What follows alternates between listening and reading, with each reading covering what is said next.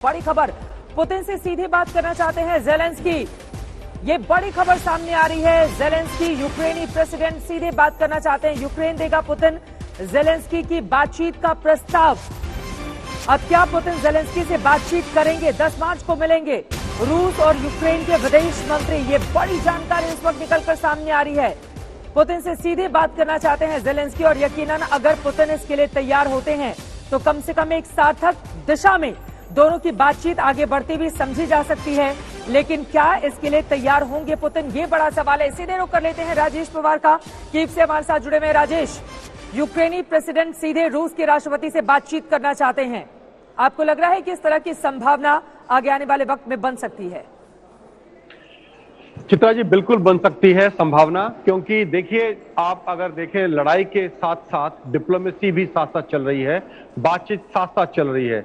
3 rounds बातचीत के हो चुके हैं और उसी का नतीजा है कि जो 4-5 शहरों में सीज फायर हुआ है और जो ह्यूमैनिटेरियन कॉरिडोर्स बनाने की बात हुई है, ये इस बातचीत का ही निशाना है, का ही जो है आउटकम है। और दूसरा, जो कीव पे अब तक हमला नहीं हुआ है, मैं पिछले 3 दिन से यहाँ कोई बम नहीं गिरा है, कोई मिसाइल नहीं गिरी है, ये भी इसी बात का एक आउटकम है कि इनकी बातचीत चल रही है। तो डिप्लोमेसी साथ साथ चल रही है, प्रेशर बिल्डअप हो रहा है अमेरिका के ऊपर, यूरोप से, खासकर जर्मनी और फ्रांस की तरफ से, और इधर प्रेशर बिल्डअप हो रहा है ज़ेलेंस्की के ऊपर। जब से नेटो ने मना किया है कि हम यूक्रेन को नो फ्लाई जोन इन्फोर्स नहीं करेंगे और बूट्स ग्राउंड पर नहीं लेके आएंगे, तब से ज़ेलेंस्की थोड़े हताश हैं। चाहे वो कितना ही मनोबल बढ़ाने के लिए ये वीडियोस जारी कर रहे हैं, लेकिन कहीं ना कहीं भी अपने आप को अकेला महसूस कर रहे हैं, जब से उन्होंने साफ कर दिया है कि किसी भी हालत में NATO no fly zone enforce करने में यूक्रेन के ऊपर नहीं सामने आएगी। मैं आपको बता दूं, यहाँ शहर में बहुत सारे बिल बोर्ड्स लगे हुए हैं कीव के अंदर, और बिल बोर्ड्स के ऊपर ये अपील की जा रही है कि NATO please enforce no fly zone over Ukraine, we are not asking, we are begging. मैं हिंदी वो कर दूं कि नेटो प्लीज आप जो है नो फ्लाई जोन, ताकि कोई जहाज या मिसाइल हमारे आसमान में ना आ पाए, इसको एनफोर्स करें। और हम ये आपसे मांग नहीं कर रहे हैं, हम आपसे ये भीख मांग रहे हैं।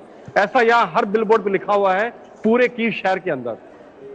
तो जिस तरह का प्रेशर आ रहा है नेटो से, अमेरिका से, और जिस तरह की फ्रांस और जर्मनी खासकर प्रेशर बना रहे हैं, और जिस तरह अकेलापन इस वक्त ज़ेलेंस्की फील कर रहे हैं, चाहे वो कितना ही मनोबल बढ़ाने के लिए वीडियो जारी कर रहे हैं, ये इस चीज का इशारा कर रहा है कि ये आज नहीं तो कल टेबल पर बैठेंगे, और मुझे लगता है कि शायद कुछ समझौता इनके बीच में हो जाए। Over to you. उम्मीद भी इसी तरह की जानी चाहिए। राजेश, इसी के साथ जुड़ा हुआ अगला सवाल है, कल हम सब ने देखा था कि ज़ेलेंस्की प्रेसिडेंट से प्रधानमंत्री नरेंद्र मोदी की तकरीबन 35 मिनट तक बातचीत हुई थी।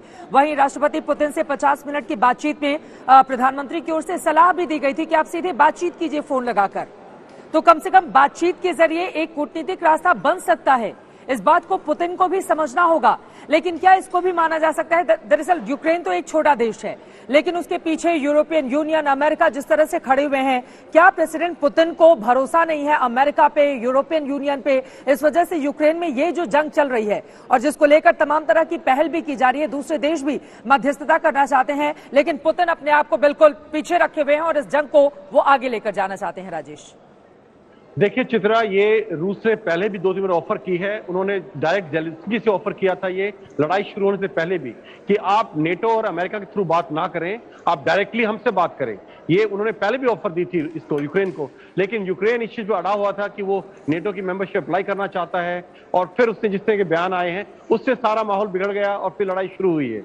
लेकिन दोबारा से जब अभी प्रेशर बनना शुरू हुआ है तो सीधी बातचीत का रास्ता खुल रहा है, और ये सारे सिग्नल इस तरफ इशारा कर रहे हैं कि बातचीत होगी, और शायद जल्द ही दोनों लीडर्स जो हैं बैठ के बात करेंगे और किसी तरह का सोल्यूशन निकलेगा। इससे पहले मैं खत्म करूं चित्रा, मैं एक चीज और आपको क्लियर करना चाहता हूं।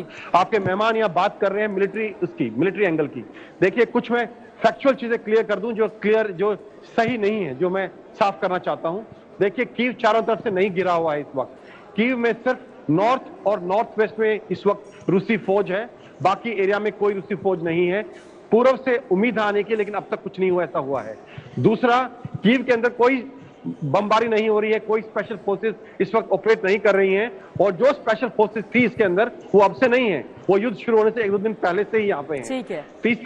तीसरा, जो ग्राउंड पे सिचुएशन इरपिन में है, जो रूसी आर्मर्ड है, टैंक्स हैं और जो इन्फेंट्री कॉम्बैट व्हीकल्स हैं, वो इरपिन शहर के अंदर अब तक नहीं घुसे हैं।